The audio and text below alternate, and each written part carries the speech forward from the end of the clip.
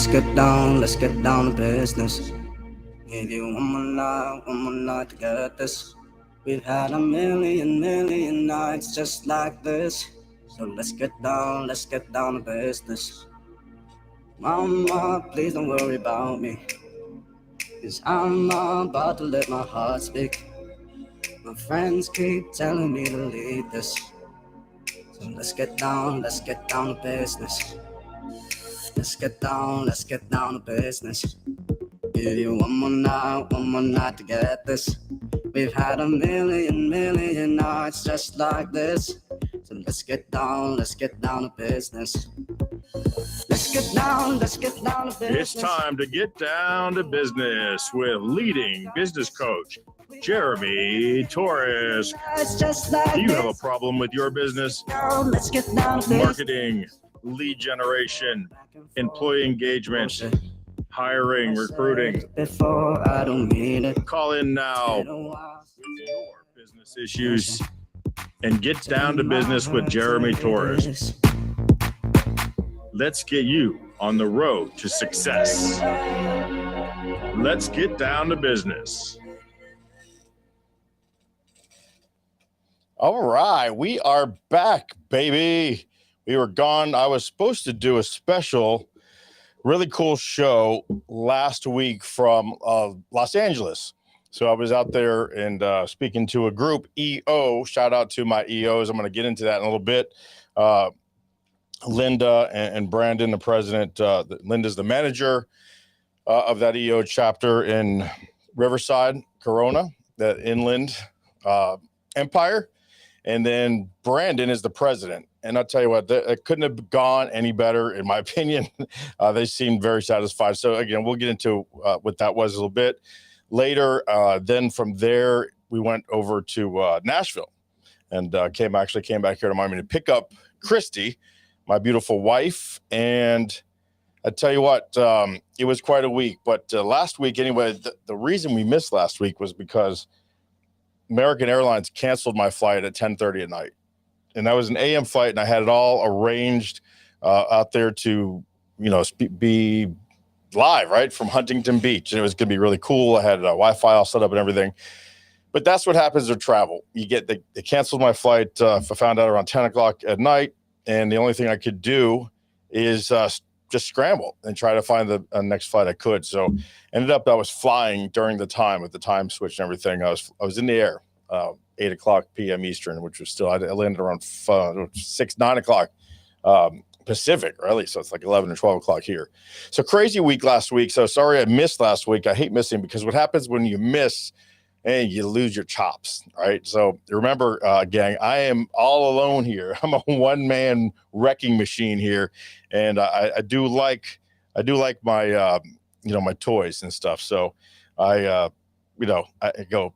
Forget what I'm doing. All right. So things don't work. All of a sudden I got to kind of reconfigure everything. And it just literally I got done with it, 18 seconds ago. and that's fine. At least I got it. It's coming back. So welcome to Let's Get Down to Business with Jeremy Torisk. Time to get down to business. Please call in 954-338-9799. Again, 954-338-9799. Phone lines are on. We are ready to take your calls or go in the chat. Chat is fine. Hello. Christie's. I see Christie's on.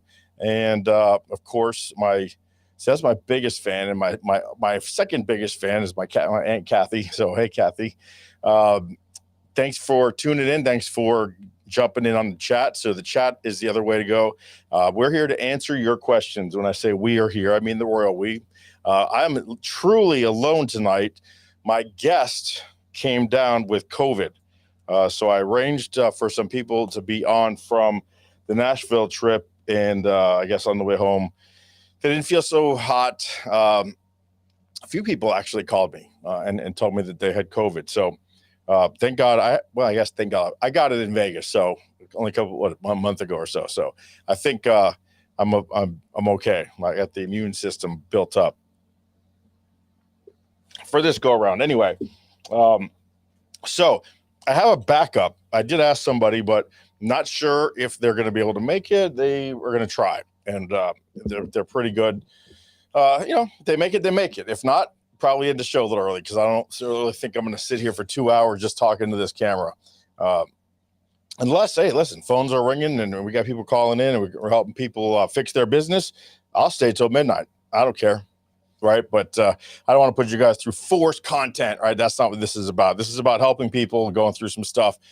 So let's get into the first trip. Right. Like I said, the first part of the trip visiting EO was really amazing. It was actually the very first time that I had been in front of a live audience, a live crowd, and paid to speak. So that was nice because along this, we've been building the studio and I've been doing a lot of virtual stuff. Virtual is virtual. I mean, I don't really consider that. I don't know. I guess it is speaking. People make a living out of it, and especially down with hybrid. People don't want to go back live, but I think there is no replacement for live, and I don't want to. I don't want to do virtual if I don't have to.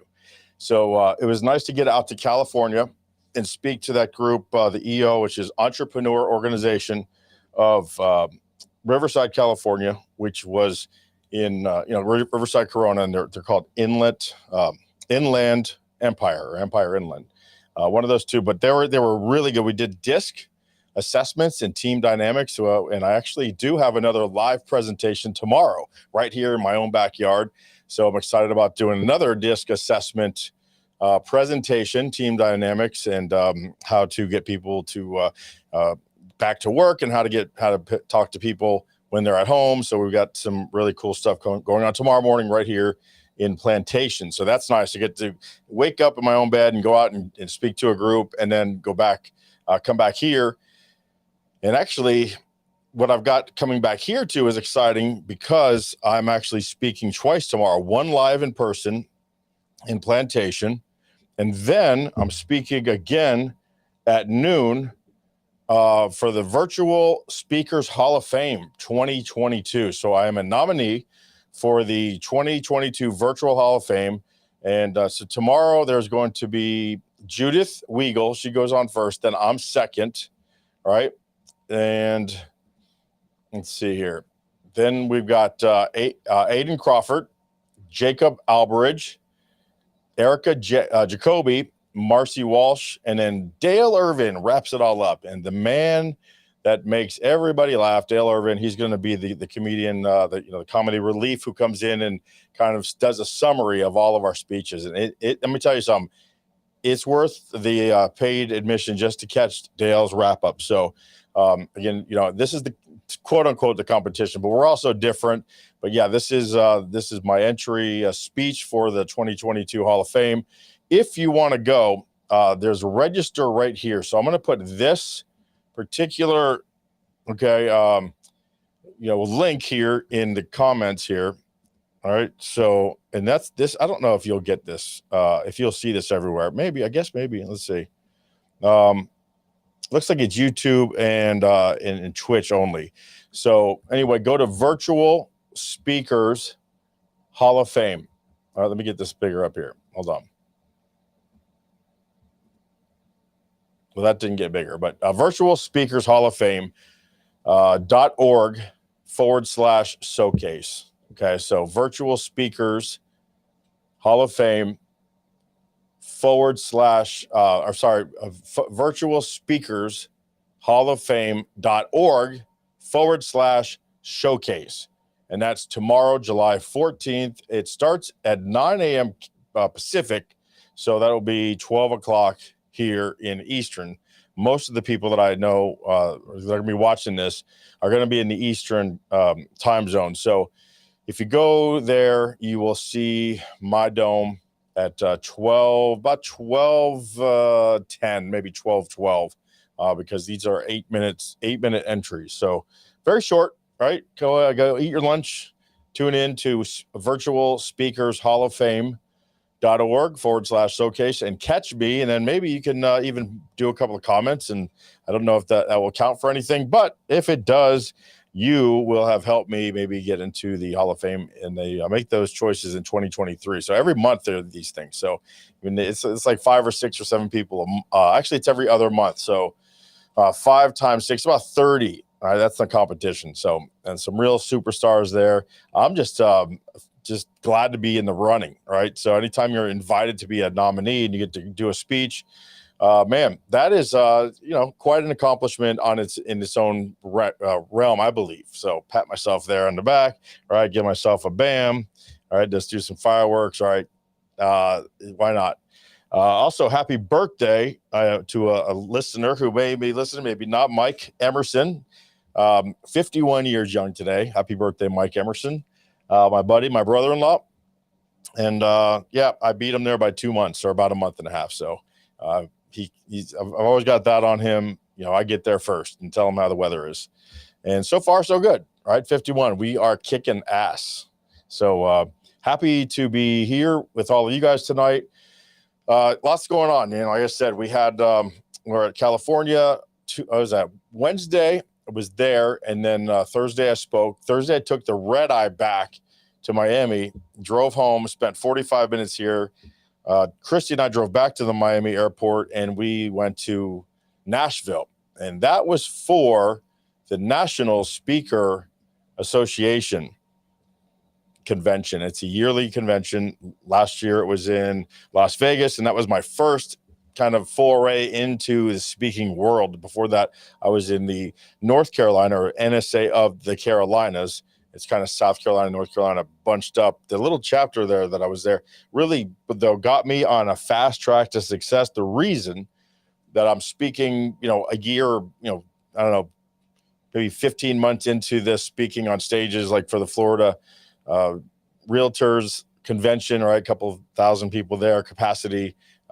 If everyone is in my room there on Thursday morning, August 25th, that's a big show, right? Going out to California, we're going to Cabo to speak to a sales group. I got Phoenix coming up, speaking to the some Arizona nonprofit association. That's on the calendar.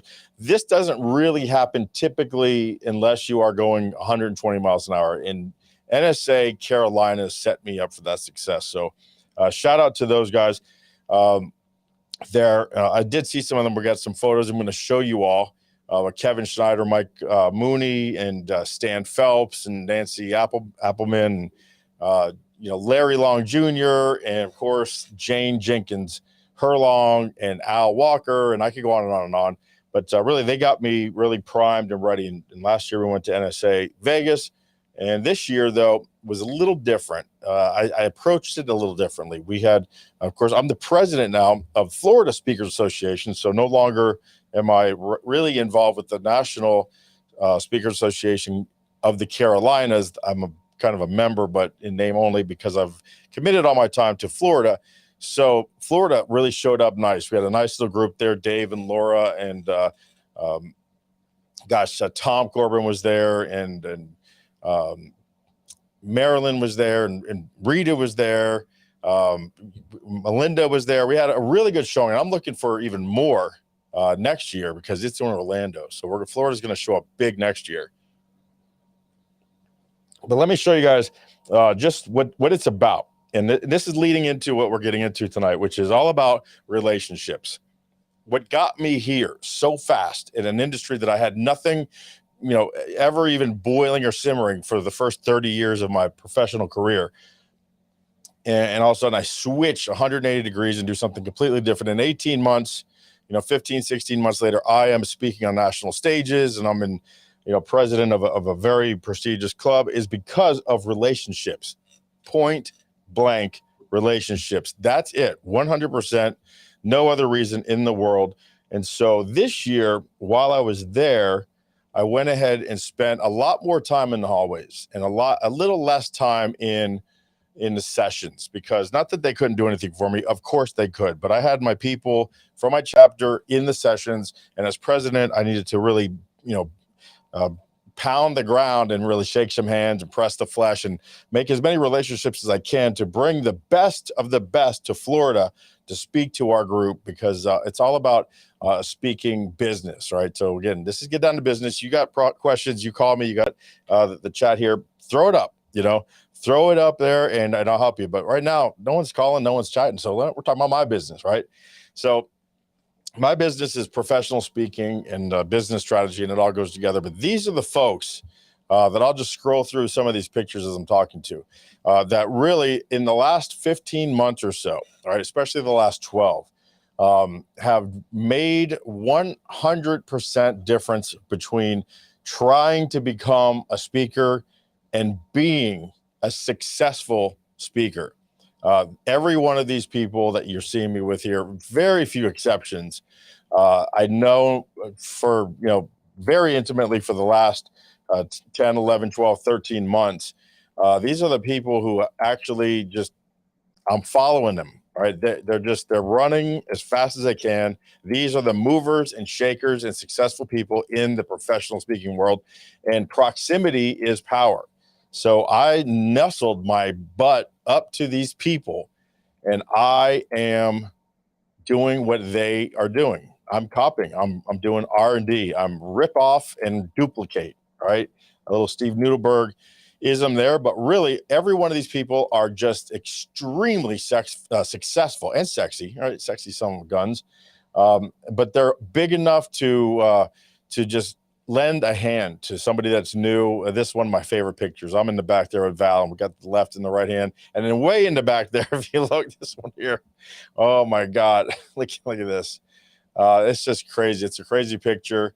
If you can't tell how much fun we're having there, geez, this is what it's all about. So this is the cigar peg night. I got my high rollers shirt. We went from benefactor to high roller because we bid on some packages that put us up in the air of the high rollers. So congratulations to some three of these people who got some first here.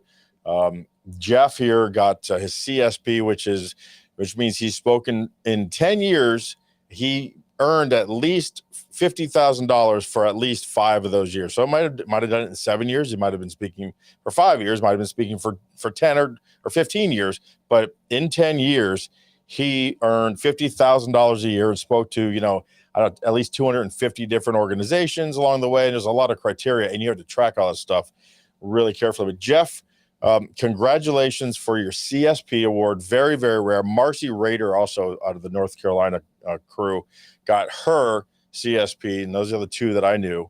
I think there was only about maybe eight people out of 1,000 or so people attendees this year who qualified for their CSPs. Of course, a lot of those people, a lot of the 1,000 already have their CSP, but let's say half of them do. I don't know. Maybe it's not half. Maybe it's more or less. But right there, Jeff Owens got his, and Marcy Rader got hers. So kudos, only 2 of 8 there. Big time representing. Jane right there in the middle, that's the person that just believed in me. One of the few people right in the beginning, her and Larry Long Jr. just called it, right? They called the shot. They said, you are going to be a professional speaker. You're going to kick butt. And I'm not going to let them down. So anyway, I'm boring you with the old slideshow there. All right. And also I'm giving away the book summary here that's coming up in a little bit, but let's get back to what I wanted to talk about. JoJo's on, Alan's on, Mr. Fig. Thank you very much for tuning in and dropping a comment. It means a lot when you guys do that. Again, my phone number here is 954-338-9799. If you've got a business and you've got a problem or an issue or a question, or you want to go somewhere and you want some advice, call me up. Let's get it on. Okay. So tonight it's all about relationships. Like I said, building these relationships, getting these stages at this early in my career really has just encouraged me to not only try harder and double down, but also to just try to be a leader and example for all the people that have believed in me and for people that are coming along with me. All right. So salute. All right. So we're going to get down to business here. Let's go ahead and do the book report. Okay. Bam. The book summary. We're going to go ahead and do that. And this week I read How Highly Effective People Speak. And so it was a really great book because, listen, I'm in speaker mode, right? So sometimes I'm reading about leadership. Sometimes I'm reading about how to write, right? Because I have another book that I'm thinking about starting. I'd like to write a real book, if that makes sense. The 2 books that I've written so far have been mini books, I would say. Very easy to read. Oh, shoot. You know what? I had a picture. I don't know where that picture is. It's over there on that other computer. I forgot to send it to myself here, but man, let me come back here real quick because I've got to brag on myself. I don't normally do this, right? Right. No, that doesn't happen at all, right? And I might get struck by lightning there. But let me tell you what happened. Bob Berg, Mr. Bob Berg, the go-getter himself. I'm in the Bob Berg go-getter network, right? A Mighty Networks. I was on today on a coffee and chat, right? There's about 20 people on there. And he says, hey, Jeremy, we covered your book 2 weeks ago. I damn near fell out of my seat. So he bought the book, The Business Treasure Hunter, my latest book, and he did a review of it on his show 2 weeks ago. And he did Simon Sinek's book, and then he did my book. I was like, holy moly. I went back and I looked up the recording and I fast forwarded and I found it. And he did about 5 or 10 minutes on it, but there's 20 people. I took a screenshot of him holding up my book. But man, I can't tell you, Bob Berg, thank you so much for reviewing. And quite frankly, from what I heard, it was pretty positive,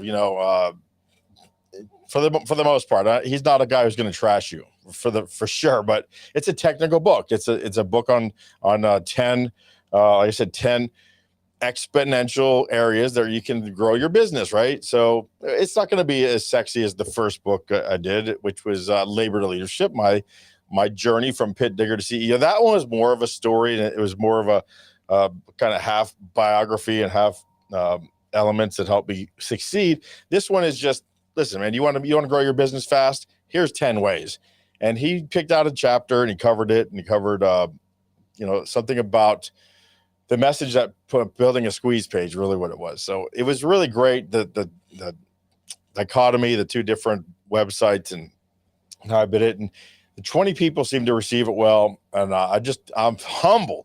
I'm humbled that Bob got that book and read it and reviewed it on the show after talking about Simon and what company that is. I was just floored and just proud. But again, the book is 177 pages. What is that? Labor Leadership is like 250 pages. I want to write I don't know if I'm going to get here, one of these big son of a guns, but maybe something, a little bit bigger than what I've been doing, something a little more challenging. So maybe it take a year or 2. So anyway, sometimes I read about that kind of stuff. Anyway, long way around, back to the book. It's called How Highly Effective People Speak. It's by Peter Andre. And let me tell you, I got a lot out of it. Okay. Oh, I hit run the numbers. Bam. I'm supposed to do that one. See, I need a production guy or gal. Anyone want to come to Oakland Park, Florida every Wednesday night, spend about 2 to 3 hours here and make $0. Hit me up. I got a job for you. So How Highly Effective People Speak. Is it worth the book, the buy? And I would say absolutely, it's worth the buy. I got a lot of nuggets. All right. So how you could tell is I need at least, like 10 folded pages, 10 dog ears tells me that it is a book worth buying. And it is. I really do think I got, probably about, 15 or 20, when it's folded and it's circled in red, they've got different ways to be, you kind of get your point across, really unique takes. And he does a lot of quoting from a lot of other authors and a lot of other books, which, it saves you time, right? It's like, it's a summary of a lot of other books, but he puts his spin on them. So, I don't want to really get too deep because it's kind of like my book. It's kind of a technical book. So even giving you the highlights would be boring. But if you would like to speak more effectively, if you're a salesperson and you want to learn how to set your narrative up, Okay. Set up the client for an expected number that you want to paint him in the corner. Now, this book is good for that stuff. If you just want to, if you're into negotiations, if you are into getting people to do things that they maybe don't want to do, all right, this book is pretty good. It does give you a good perspective on how highly effective people speak. I read it from the mindset of a speaker. All right, I want to be an effective professional speaker, a public speaker. But really, if you just want to, if you're in a place where you're talking to students, if you're in a place where you're talking to a board, really, and you need to get them to do some things that you think are good for the company, this gives you some good strategies on what to do to set yourself up for success on that stuff. So I really do appreciate a good read, and it was a fast read. It's a lot of pages. I mean, I'm pretty proud of myself here, 250 pages or so. But because it's chunked up that way where you don't have to read every word of it, right? You get the idea, and he gives you a couple more examples, and you just skip right over that. And then you highlight the stuff and go back and read it again later. So boom, Joseph. Yep. People first, relationships. Absolutely, brother. Couldn't agree more. We know that's how we came, right? That's where we came from, the Berg School of Relationship Building. So doesn't get much better than that. Then we get into the Bob Berg School, and we get over to Scotty McGregor, and we're in some really good company here. So that's book summary. This week, how highly effective people speak. Peter Andre, I definitely would recommend. Worth dropping some dollars. I think they do have an audio version. Yeah, I saw an audio version. I've gotten away from that. I've gotten into the highlighting, the circling, the dog earing, and having the physical copy. Gotten quite a library going. I'm going to have to do a Patrick Bet David and put a big, shelf behind me and start, or Bob Berg and put a big library behind me of everything I've read. So that's pretty neat. I'm pretty proud. I'm not the very best reader for sure, but I'm a really good nugget hunter. And that's what you need, right? Find a good nugget and then put it to work over the next week. So what we do, we're just going to get here into the business, the meat of what we do here. If you got a phone, if you got a problem with your call, give me a call at 954-338-9799. We're going to kind of get into what we do here and how we help people. 99% of businesses can be broken down into 12 fundamental elements, right? So what we do here is we assess your business. So if you've got a business and you're making some money and all of a sudden you ain't making no more money and you're trying to figure it out, well, what happens is you keep chasing the thing that used to work well, but doesn't anymore.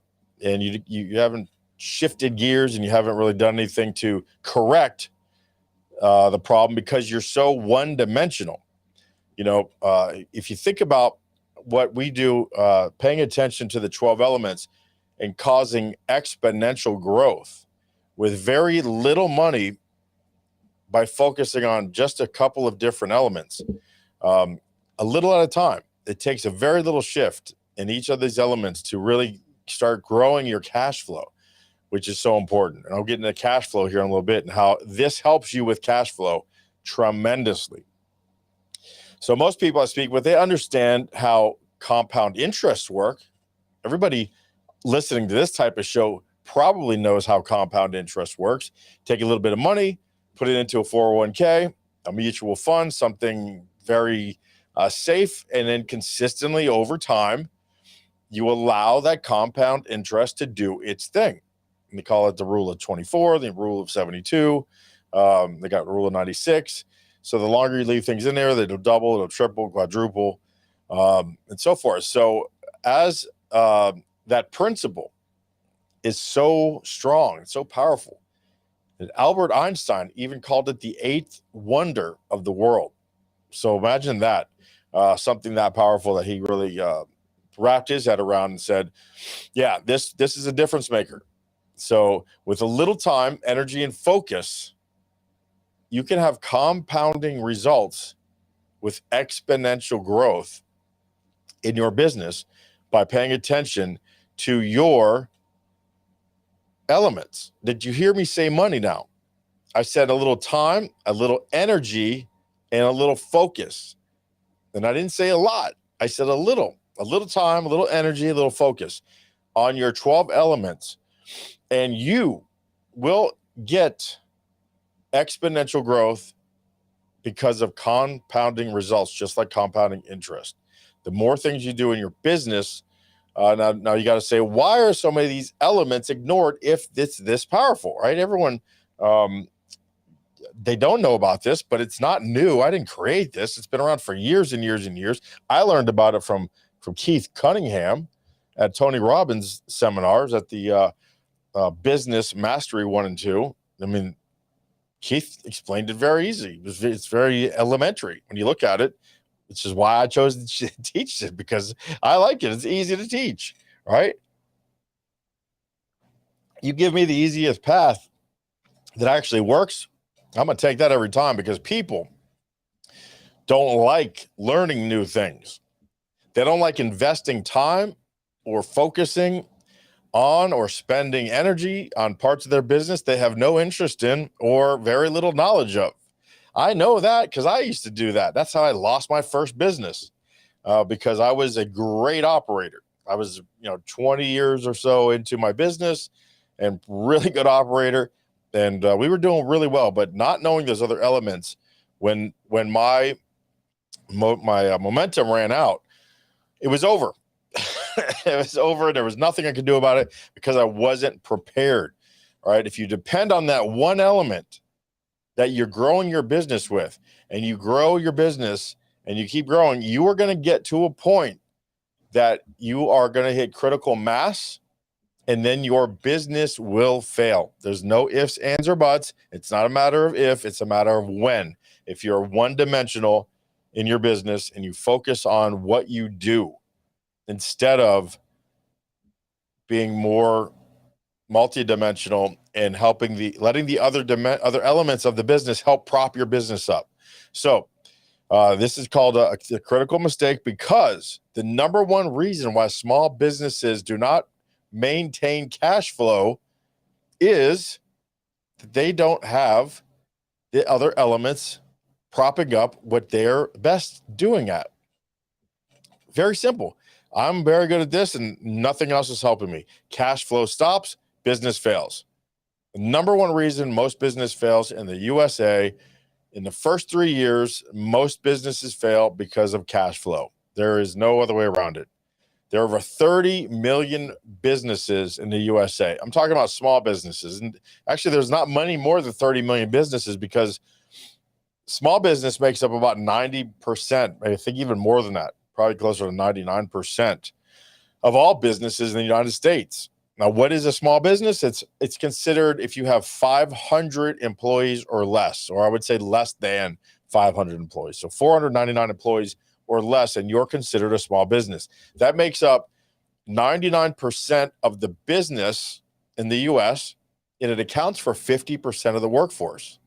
So when you have 99% of the business with 50% of the workforce, and they don't last 3 years most of the time, man, especially is it because it's so easy to succeed when you get out of your comfort zone, you ask for help, you get a coach, you get a business strategist, you take some direction, you learn about these other elements, and then you hire people to do them because it's making money. It's supporting itself, and now you know what they're supposed to know, so they can't bullshit you.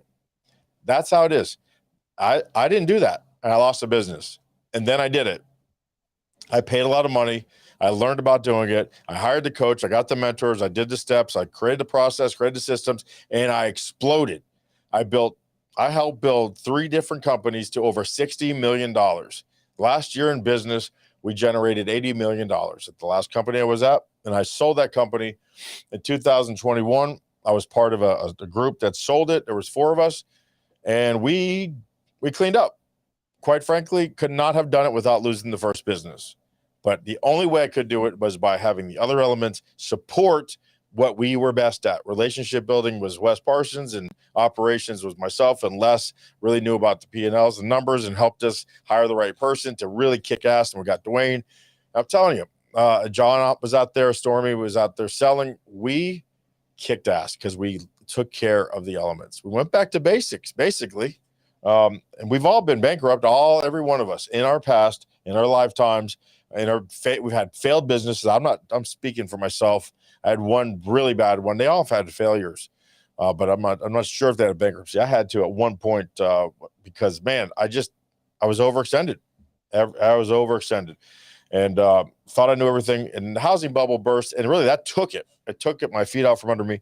But why I couldn't save it was I didn't know anything about the other elements. That's why I couldn't save it. I could have saved it if I had relationships and marketing and sales. We're going to get into those 12 elements here in a minute. What is your opinion on the best thing to do when your business is in general to be prepared for a potential recession or upcoming winter? Oh yeah, the winter's coming. I think what's my opinion for business in general for being prepared? So thanks for that softball.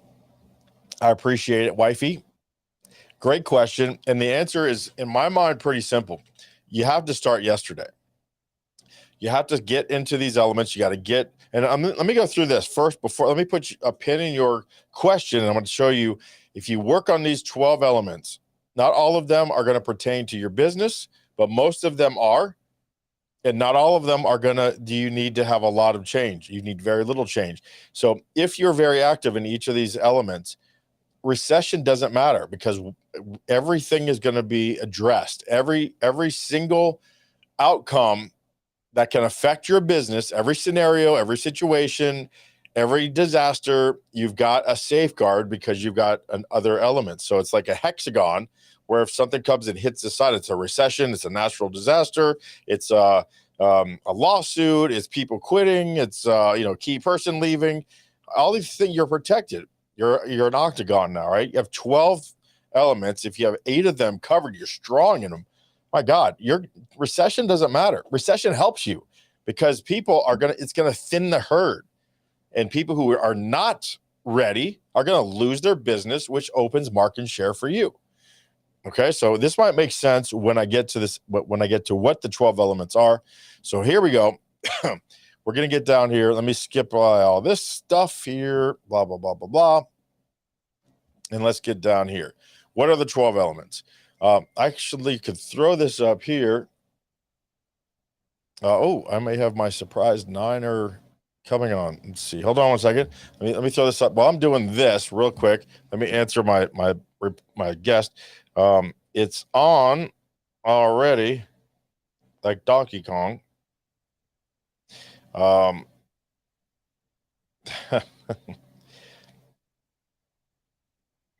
Already. Just hop on. See, I need a producer, guys. I need a producer. When you can, if you can, when and if you can. I'm gonna tell you this person, this mystery guest, it will be worth it. It will be worth that little rude texting, but I'm alone here. And so next week, also just a little preview. Next week, I have in-studio co-host next week. So that's pretty exciting.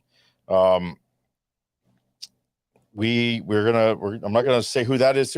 I may say it maybe by the end of the show. I might share that just to tease that up, and everyone can look forward to it. But tonight we have a replacement guest.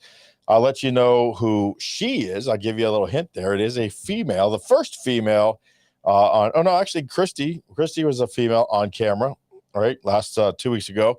But this person is a female, and if she gets to her house on time and she gets on the camera, okay, we'll get her on. So let me go to these 12 here. Boom, boom, boom. Book PAS. There we go. Boom. All right, let's get into the 12 elements. It's like the 12 days of Christmas. Okay. So number 1 always starts with people. Everything, like Joseph said earlier. Joseph, what do you got? You got a copy? Okay, you got a copy of my show notes here.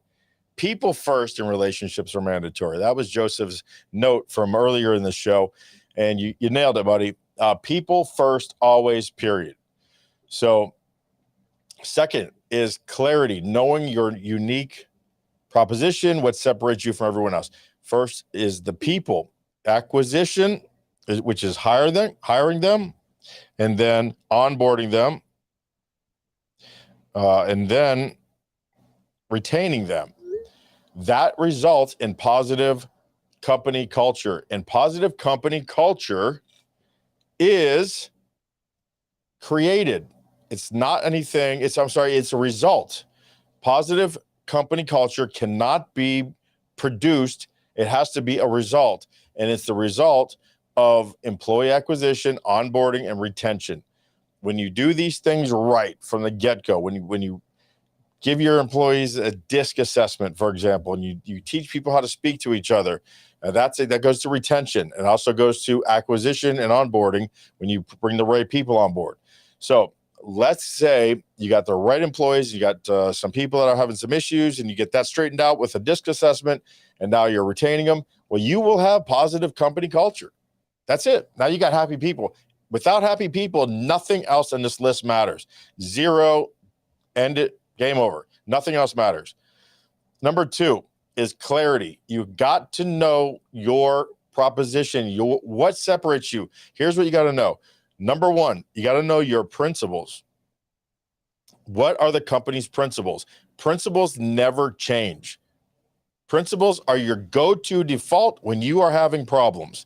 So number 2 is clarity of principles, clarity of values. Values can change over time. If you get values, you got 3 or 4 values, and innovation can change values, technique, different technology can change values, growing can change your values, right? Bringing in different people in leadership positions can change your values. And so if it makes sense, you can readdress values and change them over time. You don't want to do that every week, but over time you can change your values, but you can never change your principles. That has got to be rock solid. Okay. So let me get here. Joseph here. Positive company culture must be a result of diverse inclusion, inclusive of the company hiring process 10-4.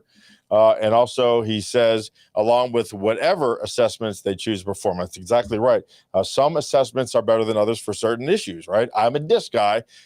Joseph put in there what you do. I forget the name of it. I always forget that one. But there's predictive indexer. There's what is that other one? Hartfield and McCoy's or something. I don't know. There's a bunch of them out there.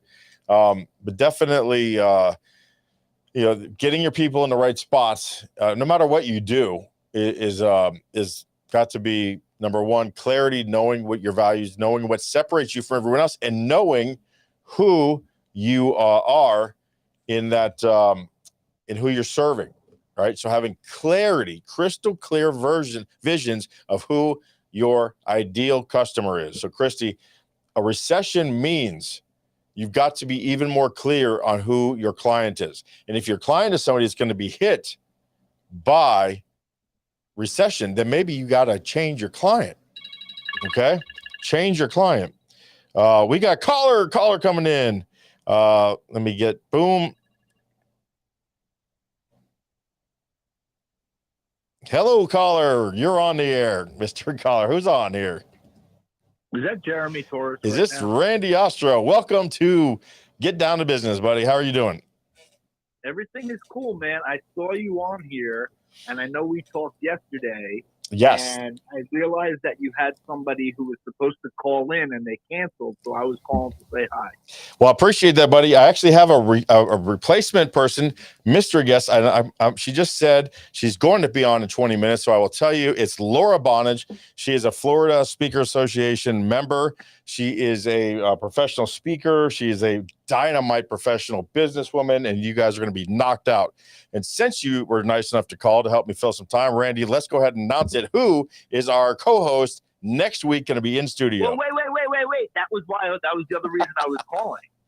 Because a client of mine asked me to make a trip next week. I'm calling in now to say hello, and I have to go attend to some business next week. There we go. When I get back into town. But anyway, I am sitting here listening to this conversation, and you're talking about a bunch of different topics, And I love what Joseph was saying, most importantly, about relationships, Jeremy. You and I have had Yes. the conversation a bunch of times, and I love that that's part of what you're doing here on your program. So I love Thank that. you, bro. Thanks for calling in, man. I appreciate it. This phone ringing, scared me. I almost fell off the chair. I'm not used to it. No. Let me also just ask you a quick question. The person who's coming on next, they are a part of the organization that you're a president of in South Florida. They're one of the speakers. Is that right? Absolutely. I went to when you have to act at the last minute, you go to your family first. And so I went to Florida Speakers Association member, and my first one I asked, she said, "Listen, I got dinner plans with my mother, but I'm going to try to end it a bit early because yes, I need to participate. I need to have your back." And yep, and she just texted me, and she's jumping on here shortly. Yeah, I love it. And I also wanted to, if I may, can I make another comment while we're on the phone? Go ahead, man. Yeah. So I've been paying attention to what Jeremy's doing on LinkedIn for probably 6 to 8 months. And for those of you who are paying attention, this guy has figured something out, because his engagement and everything that's going on, I'm really happy for you. And it seems like the work that you're putting in and all of the coaching and mentorship that you've taken, you've really applied a lot of these lessons, and I'm very happy for you. And I'm happy to hear about your success speaking on live stages too, because I know you've been looking forward to that for a while. It's what I've been living for, man. It feeds the ego, but also I get to help the most people at the same time as being on stage until we build this crowd up. By the way, I've got a guy coming on named Randy. I'm sorry, Randy on my brain here on the phone. His name is Paul. His name is Paul Jenkins. If anyone looks up Paul Jenkins, which is a common name, but he's got 350,000 YouTube followers. He's going to be on the show in a couple of weeks. I've got some great people again, just from being in the proximity of all these professional speakers who speak to all these different business industries. They are all lining up. They want to come speak to the group. They want to come on the show. So, Randy, thanks for calling and letting us know that next week I'll be solo again. No. Listen, I don't want to screw you up. That's why I'm calling you. I just got off the phone, but my point is, I like what you're doing. And if I had one request, I love the topic of the relationships, because when you strip it all away, I think that's at the root of everything. And I wanted to check in with you, and I look forward to, when I get back, I'll touch base. We'll plan another date, and I'll come down to your studio, and we'll kick it together over there and have some fun. The Bert and Ernie style. Oh, yeah. I didn't hear what you said at first, but that's funny. All right, man. So, all Jeremy, thank you, and good luck with the rest of the show tonight. I'll talk to you later, brother. Thank you, Randy, for calling in, man. That is pretty darn cool. Got the phone. The phone works. The technology works. We're happy about that. Ding, dong, ding. Bam. Got some fireworks going on. Thank you very much. Let's get back to the 12 elements of a business, of any business, because I want to get through this for Laura comes on, because we're going to be talking about relationship stuff. But marketing, let's go to number 3. So people first, clarity second, marketing is third, getting your message out, having your strategies and your tactics right, and then learning what the conversion equation is. Y'all know that. If you watch this show, we talked about it a lot. Number 4, communication. How do you talk to the customer, the client, the prospects? Do you talk to them? Do you understand what the buyer's journey is? Do you have an inside reality that's different from the outside perception? That all comes from your communication to the world. So right there, bam. Number 5, leads. You need quality leads, narrowing the pool of your prospects. By narrowing that pool, by getting a smaller. So Christy, if you're coming up to a recession and you can't afford, everything's got to get tighter. Your perspective has to get tight in a recession. Everything has to matter. You have to do more with less. So get a smaller pool of more qualified leads. And it leads right into sales. Selling is serving. I've been told this by 3 different people in 3 different groups. I know everyone listens and everyone cannibalizes each other. I get it, but it's really it's resonating. Selling, the word sales is a Scandinavian-based word called that's based in serving. So when you're selling becomes serving, and you have a value-based buyer who knows, likes you, and trusts you, you will now be dealing with a person who is looking for a vendor selection in vendor selection mode instead of a buyer in price mode, okay? Because of your communication, because your drip campaigns have already taken care of their objections. They've built your values. They've overcome everything that they didn't understand in your marketing. All of this builds up to building a sales system that is based on value-based buyers, okay?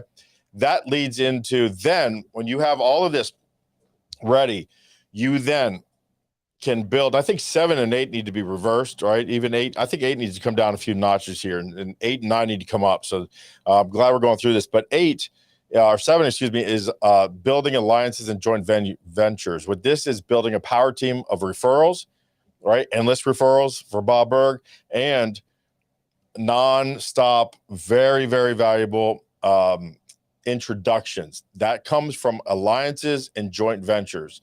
People who are dealing with the client before you and after you, who can tell other people about you, are your alliances. Your joint ventures are for people who you can tell about their business, and you can make some money off of that. And that leads into over here, the back end options, having additional products and services to offer, downselling, upselling, cross-selling, and bundling, right? These are your back end options. Having a place for everyone. Meet the clients where they are. Have something ready for everybody you talk to, okay? And then it goes back to communications to follow up with people who say no with other deals. Pricing, increasing and decreasing your prices based on demand, based on supply and demand, the rules, the number one rule of commerce, but also on situations like a recession, okay? You might need to increase your prices during a recession. You might need to decrease your prices during a recession. It depends. Always depends. One of my clients, Superior Lawn, we had to increase the hell out of our prices because the gas rates were so high, right? And we lost 3 customers out of 250. And we totally, broke back to even, but we stopped losing money. We were hemorrhaging for a long time before we went, man, let's increase our prices. That's an easy fix, right? 10, knowing your numbers.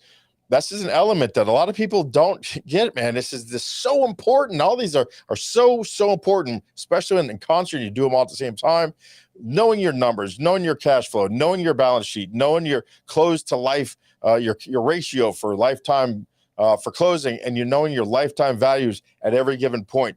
A lot of people get this one wrong. Lifetime values, they just go, okay, take a client and say, how much money do they make over a lifetime? Well, that changes at any given point in time. Depends how long you keep a customer for, and knowing break-even points. Now, what's really important on the know your numbers is having your employees, every single position, your employees need to know the numbers that they impact so that they know whether their particular actions are impacting another department by their, by the numbers, right? So getting just like every single employee needs to know your principles. Every single employee needs to know your values, and every single employee, no matter what position they're in, need to know the impact that their actions have on A, the bottom line, and B, the departments left and right of them.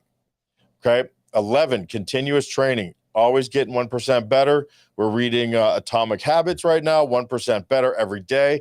It makes you 37.6 times better after 1 year by getting 1% better over 365 days. And if anyone can explain that math to me, I'd love to hear it, because I tried it a few times. I'm really good at math, but I can't get my head around it, because 10% would be 37.6 of 365. And we're talking about 1% a day. And I'm not getting it, but I believe it.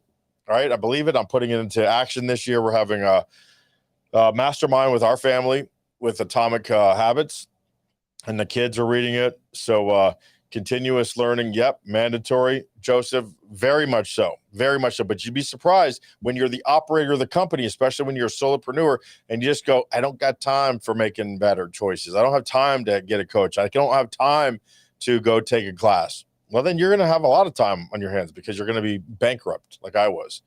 Okay. And number 12, big finish.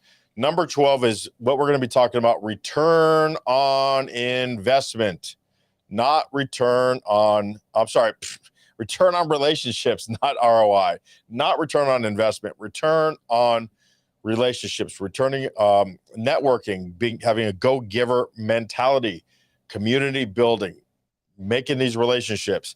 This is number 12. Doesn't mean it's the least important. None of these are more or less important. It's just chronologically, I believe this is the order that that makes sense. It's easy to explain to people. Now, who can tell me, honestly, who, I want you guys to put it in the, and if you guys could think of other elements, please give them, because this is 12 is really 6, right? This 12, I got 12. I got 12 that could probably be 6. All right. So a lot of these things could be combined. I know that, but I like the 12 days of Christmas, the 12 elements of business, right? 52 elements, 52 industries where the Baskin Robbins of business training, you know, I got all these little things in my head. It makes me remember. So Wade Gale is chiming in. Hello, Mr. Wade. The home runs all show long. Bam, another dinger, right? Thank you for that. I appreciate it very much so. And JoJo says, yes, you will make it. If it's a priority, you will definitely make the time. So let me tell you about these 12. They're really 6, but then you can go the other way too. I can get 40 out of these. I get 40 different elements out of these 12 because you can go micro and you can go macro. So I use 12 because I can definitely prioritize and push these things around, and I can make anybody money with these 12 elements right away with very, very little to zero money. Most of these things cost no money. How much money does it cost to build a relationship? Very little. How much money does it cost to continuously train yourself, to read a book? A book is $3 or $4 on Amazon for paperbacks, right? If you get a monthly subscription from these reader things, it's like $20 a month. Come on, man. Got a library, as Steve Needleberg says. Who on this podcast, right, listening right now, who owns a library? Every single person with one of these in their pocket. Every single person. Knowing your numbers, that's free. That's nothing. All right. Increasing or decreasing your prices, that's $0. Negotiating your cost overhead, negotiating with your vendors, that's $0. Having different options, building joint ventures and alliance, that's 0. Having value-based buyers, developing greater leads, 0. Drip campaigns, what is that? Maybe a couple $100 a year for the drip service? Come on, almost everything here. Knowing your unique proposition, knowing what separates you from everyone else, $0. Hiring people, getting clear expectations, communicating to them, onboarding them with giving them value, giving them a voice. That costs $0. All 12 of these, $0 to $500. Now, if you're in business, you don't have $500, you don't need to be in business. You are not making money. So anyway, let me get off the 12 there. We're going to end up with number 12, which is building relationships. And that's exactly what I did in Nashville this week. Just worked very, very hard to do that. So I'm telling you, man, I got some great people coming on the show because of that. And I also have a couple of clients that I think might be coming from this. Just talking to people on airplanes, right? We had a couple cards. I did a cold stop to a fiber optic cable company. I just looked the name up and I was in California. I happened to be one exit from them. I stopped in. The president was in his office. Walked in. It wasn't even his office. It was just visiting the regional office in Cali. And I talked to him for like 15 or 20 minutes. And I think we might get some work from that.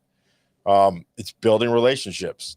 I just walked in there and he said, the first thing he said to me, he says, "You're in sales, I could tell." I said, "Hell no, I'm in the problem solving business." And from there it went pretty, I said who I helped, how I help them, give them a little bit of a history of what I did in that industry. And we ended up knowing 2 or 3 people. So I'm sure he's vetting me, and I'm sure I'm going to be following up and getting out to California to do some business with this company. They're nationwide. They're actually in a couple of different countries. So I'm looking, that might be a really big deal. And that's just from stopping by and sticking my head into an industry building that I had no knowledge of before that day. I just poked my head in to leave a business card to build a relationship.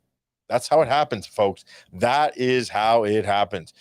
I'm telling you, if I could do it, anyone can. I am not that special. I just have so much drive because I've been down further than most of you have ever been. And so I want to save that from yourself. Just do what I'm doing. This stuff is all free. Take it all. Rewatch this 10 times. Write your notes down. Do it. Schedule a strategy call with me. All right. I'll walk you through some of this stuff. All right. If you want to join the coaching, join the coaching. We'll come up with the number you can afford, but we can definitely do this.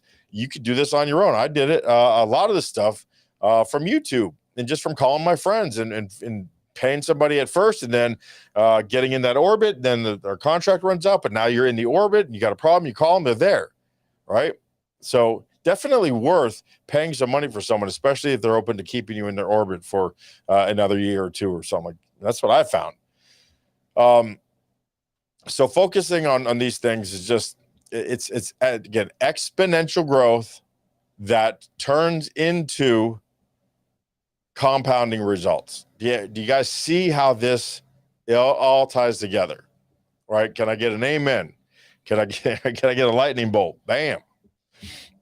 That's just that easy. 954, the number 338-9799. Please give me a call if you've got a problem with your business that you think we can solve. I'll tell you what, almost everybody can fit into this 12 elements. If there's an element here, again, that I'm not listing, let me know. I do not.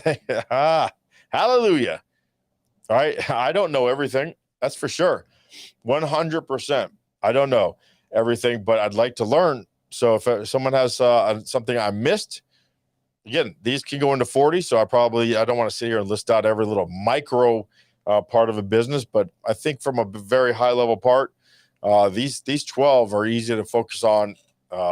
They're all pretty much mandatory, and they're not in every single business. Like my wife Christy has a little plug here for Flamingo real estate brokers, because she downsell, cross sell, right? Bundle, not really. Not in a real estate. What are you going to downsell? You're going to put them in maybe something they can afford. That's not really downselling, right? That's picking the right house for your client, being fiduciary responsibilities. That's a fun word to say, fiduciary. Anyway, Laura Bonich, let me go ahead and talk her up because I know she's going to be coming on real soon here. She's bailing me out tonight. Somebody, again, like you said, with all best intentions, I talked to them over the weekend or over the week. They were going to come on, and of course, COVID is still around. So, I can't be mad at you. I hope you feel better soon. You're going to be fine. I was fine. You're a healthy person. And this is more like the flu, luckily, at this point in the game. So, there we go. I'm going to get you some facts and figures here on Laura because she is out of this world. I promise you, you're going to love meeting Laura. This is her picture. This is her LinkedIn. So definitely, immediately, if not sooner, run out and contact Laura through LinkedIn, friend request her, or I guess that's, what is that, Facebook. Do a connection request. She talks about sales and leadership growth. She's a keynote speaker, a sales advisor. She travels the world. She's gotten so busy. She co-chaired the Academy for Florida Speakers Association last year with Dave Bricker. And this year she's going to be just probably too busy to do it again. So she's definitely part of the association. And so she's coming on shortly. She's dynamite. So while we're waiting on her, let's go to the comments again. Just want to give her a few more minutes to get on board because Laura is coming on to save my bacon. Otherwise, we'd be ending the show right now. So when she's ready, she'll come on, and JoJo's giving me a boom for all the free information. Yeah, there you go. All you got to do is ask. That's all you got to do. Anybody want any more clarification on any of these 12? Because got a few more minutes to fill. I definitely, again, I like forcing content on you guys, but Laura said she's coming on, and it's going to be worth the wait. Just a few more minutes here, and then I'll get her on. Thank you, Wade. Amazing as always. Appreciate these kind words. Again, this is the kind of stuff until we build this show. Everyone wants to quit when they don't see results, and I'm the worst at this. I promise you, I am the worst at this. When I go out to the gym and I lift some weights, and then I eat semi-healthy for 2 days, and I got on the scale and I gained a pound, I want to quit every regiment that I ever tried.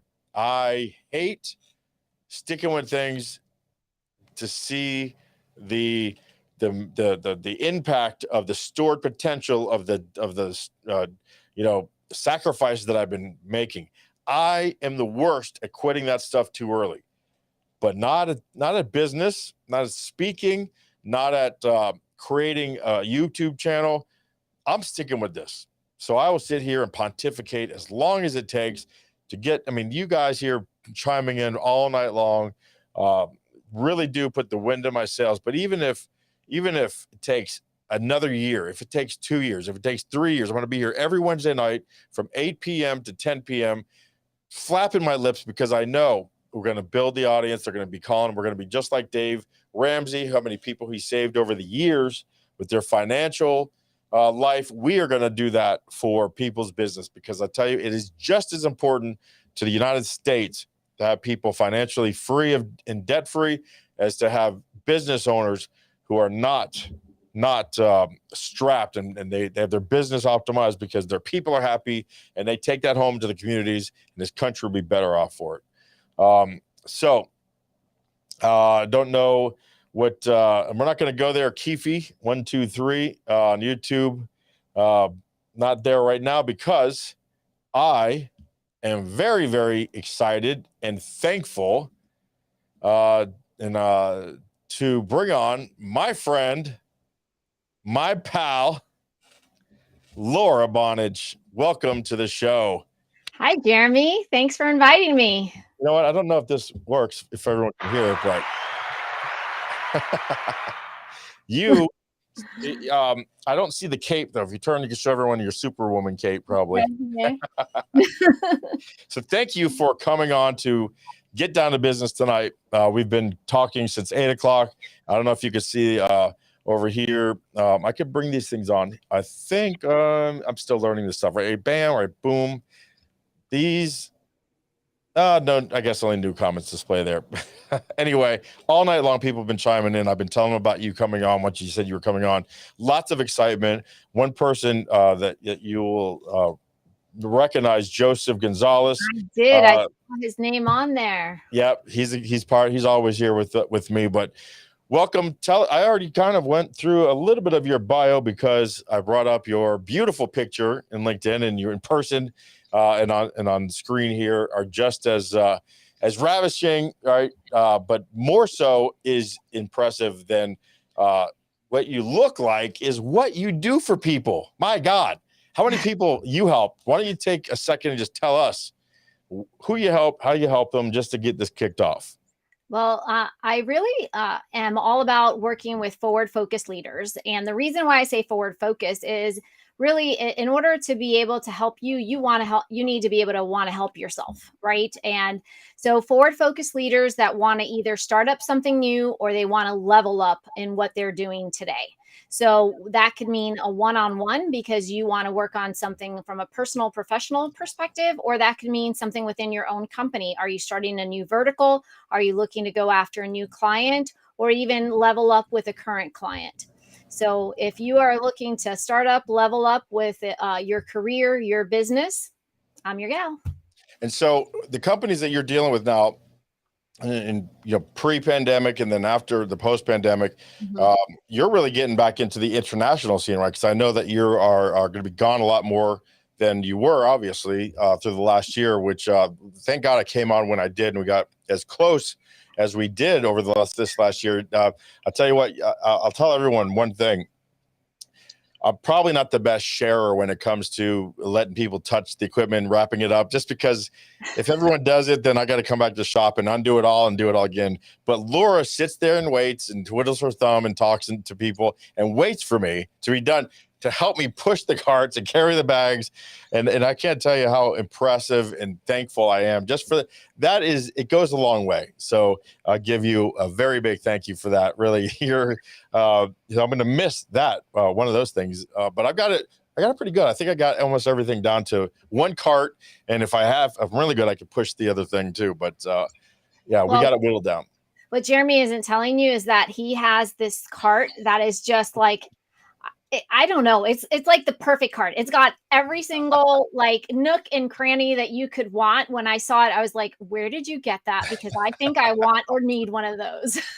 Yeah. So I appreciate you. So who are you helping abroad, and what do you love about that? Why do you like going abroad and helping people, and what's that look like? Yeah. So my career for many years has been global in nature. So I do a lot of work within the US, but work with a lot of teams globally as well. And that has been all about really helping to facilitate relationships, introductions, and leveling up in terms of sales perspective with some of these team members. And then the other thing that I've been really focused on lately is working with women in the C-suite.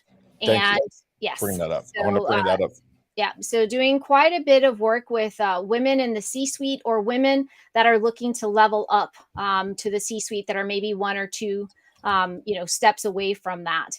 And doing that mainly from a mastermind perspective. I have several groups that I work with, but also one-on-one. So it's an area that I really enjoy. And it's interesting because you would think, and this goes the same for guys, by the way, you would think that, the higher up you go, the easier it gets in terms of, all my self-doubts, I've kind of gotten to the top. All these self-doubts are gone. No, they're not. Nope, they're amplified. They're amplified. I've learned how to balance everything. No, that word balance doesn't exist. Right. And so it's a lot of the same things that folks, I don't like to call it climbing the corporate ladder. I like to call it working the corporate jungle gym. And a lot of folks that are working on different parts of the jungle gym, they think, the higher I get, it's going to be easier. It's not. It's just amplified. And so, yeah. You have more of a spotlight on you for the people who really decide on who stays and who goes up and who goes back down, or who goes over to the slide and who goes over to the bars. Because when those people are now and you're on their radar, there's no place to blend in, a lot less places. So then you're in these rooms. I remember the board, one of my very first big boardroom experiences was with Saveology, and it was Benny Abood and Reed and all these other people, Bruce and Mike Aronowitz was in there, and James Flynn. And these people were rock star, stratosphere, sales and marketing gurus. I'm telling you, the best of the best in sales and marketing. And I was in this room listening to my counterparts. So the people I named were the top of the mark, right? And Benny owned the company. And then my cohorts were around. It was a pretty big room. And I just sat, and I would just kind of sit next to Benny. Benny was the top guy, so I just kind of sat next to him. And he was funny too, but everyone always talked about what went right. What was going right? What was going right? Everything's going great. Hey, here's what's going on. Every department was going, here's what's going right.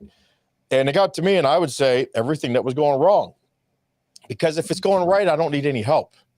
Right. I got these guys here on lockdown. I got they're not going anywhere. They're listening to me. Here's the help I need.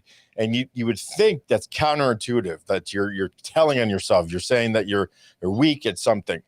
And these guys always gave me the right answer. And my department always consistently came in at the top levels, because I wasn't a yes man, and I wasn't afraid to say what I needed or where I was failing.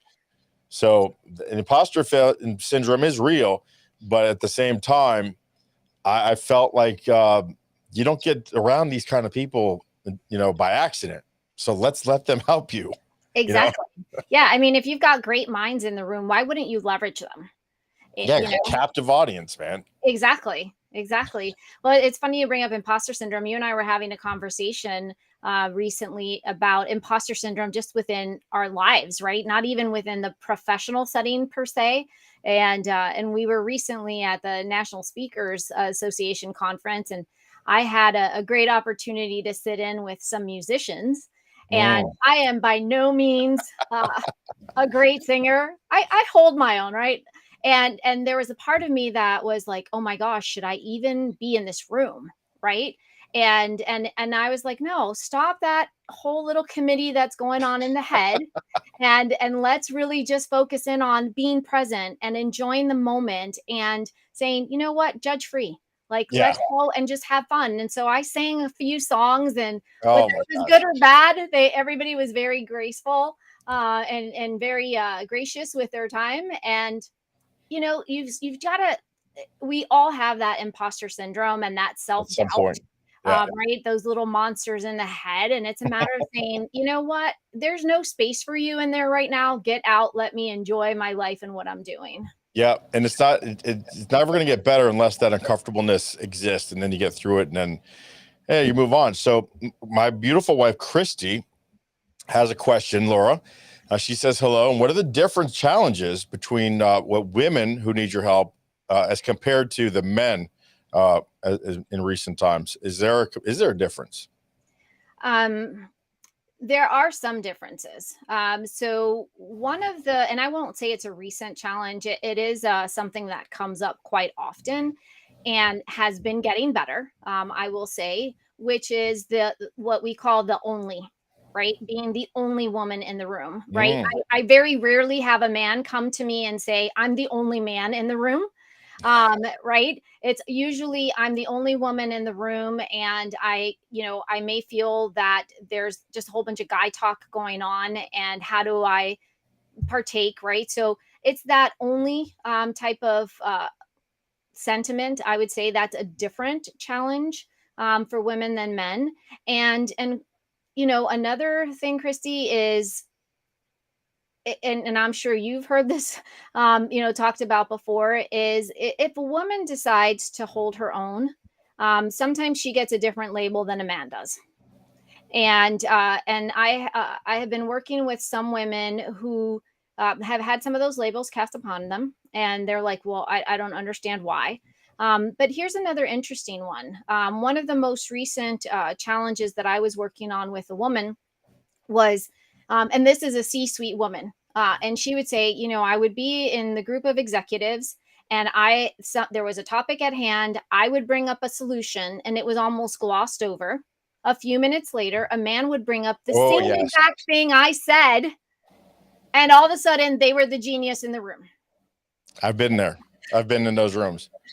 And so the women are like, I don't get it. I said that I was the first to say it. He just took my words and brought them back up in his own way, and it was accepted. So that is a challenge, and that is something that I've been working on with women in terms of how do we address this and how do we approach it. Well, what do you suggest the proper and appropriate responses to that? Do you make fun of him right then and there? Wow, that was innovative there. Wonder where I heard that before. I mean, I don't think that'll fly in most boardrooms. Do you wait and afterwards go up to just a peer and vent, or do you go up to your leader and you go, can you believe maybe it was your leader that did it? Even worse. How do you handle that? How do you tell somebody? Because that happens. I've seen that happen. Yeah. So how about instead of addressing it out after the fact, how about if we employ something to stop it from the beginning, right? So that it doesn't even happen and you don't have to address it in the moment or after the fact. And one of the things that I've been working with my clients on is I just call it the sandwich, really, is the best way to describe it. And it just goes back to what we learned in school, which is, when the moment comes, say, hey, I've got an idea I'd like to share with the group, because so often we just put that idea out there and that's how it gets glossed over and taken from us. And so I would say, let's just say, hey, I've got an idea for that. State Okay. the idea and then sandwich it with the how you wrap it up. Okay. Right. And so that's a way to, number one, get all ears in your direction, all eyes in your direction, and be able to say, okay, this is what I'm going to say. And now let me tell you what I said. So the reason why I reference school is like, when you were in school and you were taught to write an essay, tell them what you're going to tell them, and tell them what you told them. So kind of using that sandwich message within the boardroom. I love that. So thanks for that. And thanks for the question. One of the things that I have been dealing with my own daughter in recent years and some of the women that I work with is the price differential, the pay differential. And most times, I got to be careful I say this because it's not like I'm trying to blame the victim, right? Because I don't know if it's a fact, but it's a statistic that women just don't ask for as much as men do. That's one of the problems. So women tend to undervalue their bumps, their raises that they want. They undervalue and underjustify what they've accomplished when it comes to time for asking for money. When it goes to I'm going to go to another company and I'm going to ask for more money because I'm not getting it from you. Even when they go there, they tend to ask for less. I have been told by and being we're around some super duper powerfully crazy protective women in NSA who address just this. And I've pulled a couple of them to the side and I've said, listen, I've had a bit of an issue lately. I'm undervaluing myself. I'm feeling bad about charging people. And two of them said, Jeremy, that's fresh. That's refreshing almost. That's usually what women say, just what you're saying. Most men don't say that. And I say, well, I get it. I whatever it is, it's not a sexist thing. It has nothing to do with it. It's cultural, if it's environmental, whatever. What do you suggest for women to do to start saying, damn it, this is what I deserve? So it's a loaded question. Maybe it is. Maybe I watch too much CNN and ask questions wrong. So I'm going to take it in a couple different ways, and I'm going to take it from step one, right? So you are interviewing for a new role in a new company. Yes. I will tell you, if you are working with a recruiter, you want to make sure you're working with one heck of a recruiter who's going to help you with that. And if that recruiter is doing their job, and some recruiters might be rolling their eyes out there right now, if that recruiter is doing their job, they're going to be representing you just as much as they're representing their client, because ultimately you are a reflection of them because they found you, right?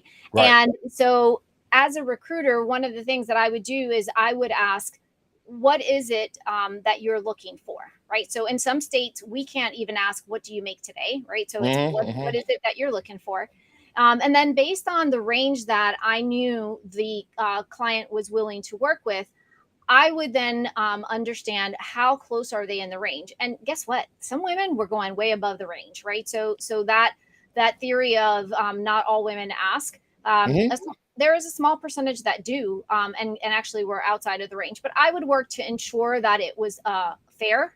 Yes. And I would work with my clients to say, hey, listen, here's more or less what we're looking for. I think we should be positioning here. And so you'd have an advocate for you in that process, right? So that would be one scenario. Another scenario is if you don't have a recruiter, you're already in a role.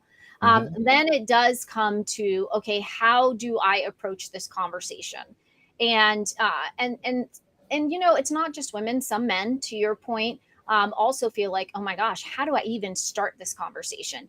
And that's more a matter of really understanding, number one, what your worth is. Number two, what can the company pay, right? Because let's say I'm just going to use some low numbers. So let's say you're making $20,000 and you want to be making 25. But you're already at the top of your range.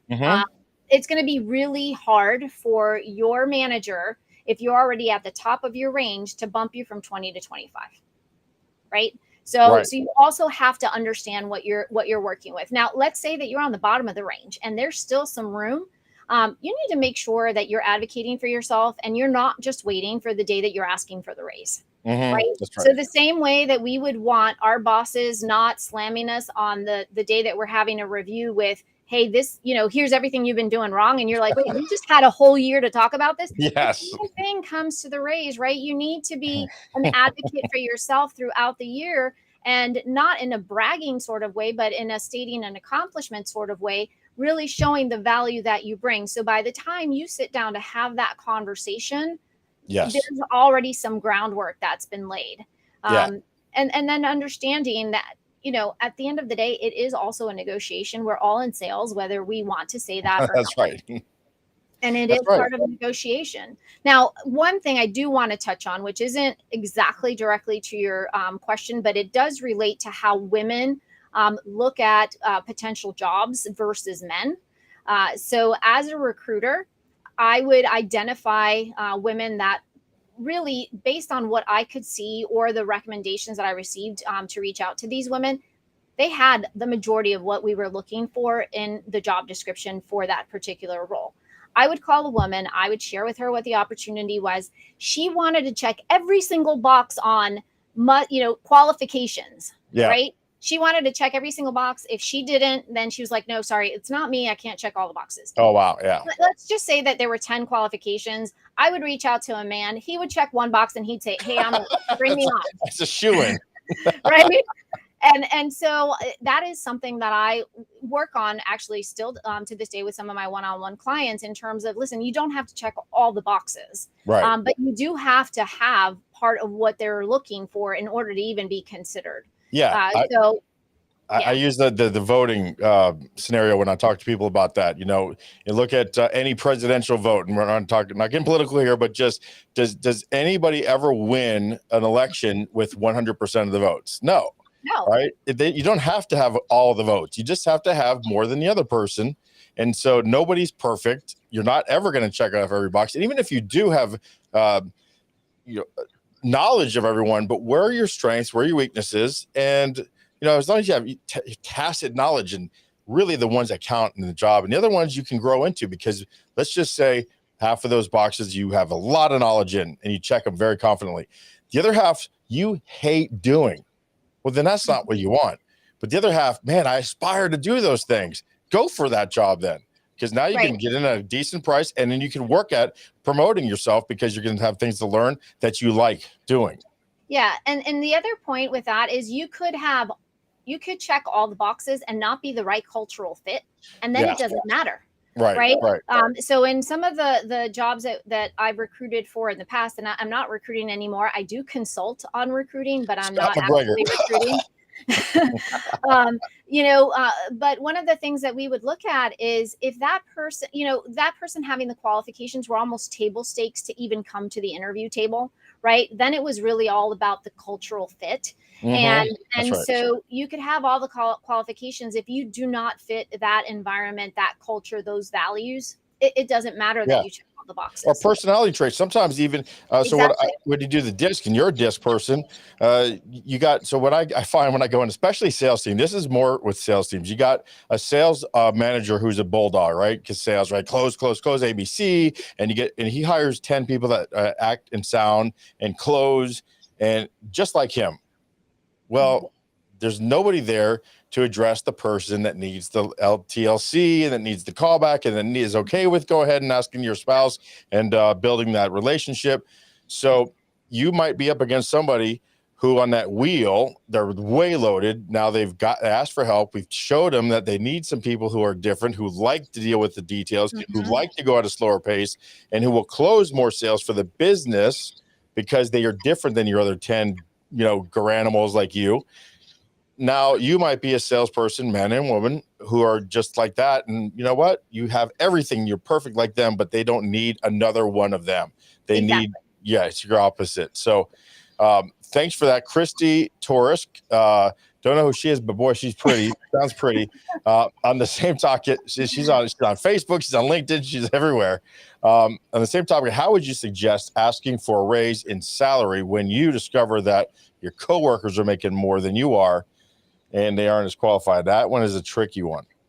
Well, okay, so I can take this in two different ways, right? So let's just say that you have two people that were hired at the same time, and you're that person that you feel that you're not making the same as the lower qualified person. I would say if you were recently hired, like in the last year or so ish, 2 years, guess what? You had your opportunity. They just did a better job than you did. Right? So there is that. Now, if there is a huge discrepancy, and there are other things that are coming into play, as to, hey, you were downgraded and maybe you tried and you couldn't, there are some other issues that might need to be addressed there. Now, let's just say on the surface is exactly what the question that Christy asked. There are some companies that have a very open environment in terms of what their pay bands are.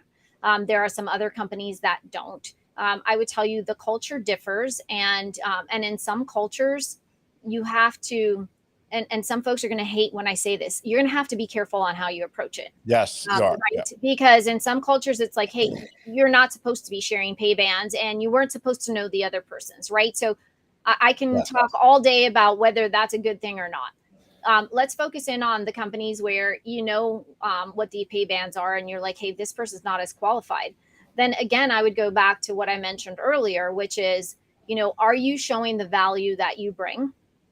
Are you showing it? Are you communicating it exactly effectively? Right. Are you communicating the value that you bring, and can you quantify that to be able to have that conversation, so that you can come and say, hey, listen, I feel that I'm underpaid given what I am doing. I get that I came in at this amount, and I would like to have the conversation.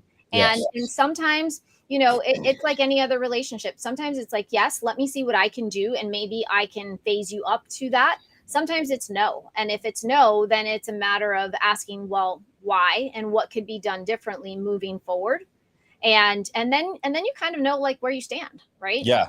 Yep. And I think a lot of times too, a tactic for that, it would be going to your manager and saying, I want to ask you for some suggestions on how I could get to the next level. What are some things I should be doing before your review that says, not in my job description, that I could do on my own time to get better at what the next level does. And that way they can see that you're assertive and that you're looking to get promoted, and you're planting those seeds unconsciously, and always looking to let them know that you're looking to grow with the company on your own dime, at your own, on your own time.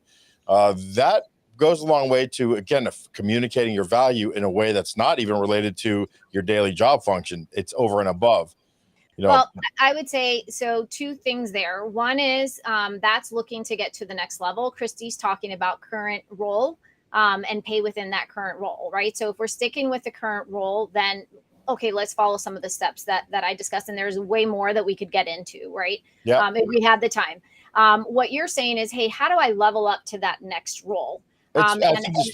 Showing you're more assertive is really, because if you, just by doing that, maybe you want to get to the next level, but it's just having another discussion. It's another touch point. It's another, I'm a go-getter, so I think it does tie back to maybe I'm just being too quiet. So going there and asking for their opinion, not on my job now, because I don't want to tip my hand that I'm not doing it. It's a way just to show them that I want to grow. And so that they're going to look at what you're doing now closer. Mm-hmm. Yeah. The other thing is you mentioned on my own dime, on my own time. And certainly not going to college or anything, but listen, some things you can do on your own, like buying books on things, right? Exactly. Yeah. So I would say on my own dime, on my own time, with a caveat of certain things, right? Because it's not to say, right? So I just want to make sure the audience doesn't misinterpret that to, hey, we're not saying you work your normal, call it 8 to 5 job, and then you're going to do a whole bunch of other stuff for them for free from like 6 to 9 p.m. Right? That's not what we're saying. We're saying, what could you do, whether it's schooling, whether it's podcasts, learning how to right? What else can you be doing to continue to increase your skills and competencies? Yeah, networking, right? Building those relationships and stuff. Right. It could even be like attending association meetings, right? So Yep.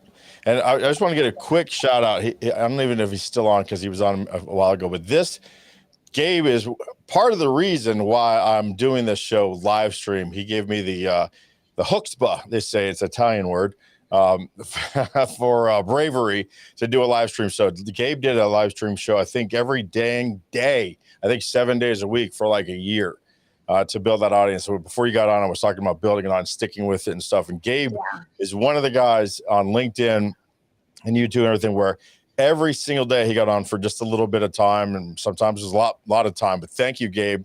You may not even still be on right now, but I appreciate you, pal. Really, part of this show is because of our discussion. So thank you for that. Back to the relationships. Yeah, he's awesome. Yeah. If you ever seen Gabe pop up on your thing live, he's worth a watch no matter what he's doing. Awesome. So what is it about everything that you're doing right now that, Laura, that is, where's the passion? Where's that from? What is it that you're doing that just is driving you? So for me, there's three things I love to do. Whether that's for me personally or for everyone I interact with, and it's build, nourish, and grow. And so how am I helping someone else build, nourish, and grow? Whether it's the job that they're in, whether it's the network that they're trying to build, whether it's the book they're trying to write, whether it's the customer they're trying to find. For me, that opportunity to really get futuristic with, hey, where are you taking this? And helping to be that activator and seeing someone flourish. I love that. Right. And so when you're taking that, where do you want to go to next? I mean, do you have something else that you're aspiring to get to? Is it, we do a lot of, I call myself a strategist anymore. I don't even call myself a coach, right? Because I'm building more wide than I am deep, trying to get more coaches under me. So I'm really looking forward to being more of a strategist. But it ties into speaking because that's where the client stream comes from, right? The more stages you get on, the more people that you can touch, the more you learn from meeting more people, and the more people I could pass down to those coaches. For you, what is it that you are striving for to grow your business? Take it, are you scaling? Are you looking to niche? What is it that you're looking to do? And how can our audience help you? How can I help you? So very similar. You and I have had a similar conversation before in terms of what you're doing is similar to what I'm doing, is continuing to scale in terms of the number of coaches within my network. So that based on the needs that the clients that I work with have, you know what? I'm not a specialist in everything. I'm a specialist. I'm very focused in on the niche of what I help in, yet I'm very fortunate to have coaches in my network that specialize in other areas. And, one of the coaches I work with, it was a CHRO for a very, very large organization. Another what is one this CHRO? That's a charo. Chief Human Resource Officer. Okay. So people person. It's people person, right? So I have one CHRO that was in the healthcare industry, one in government.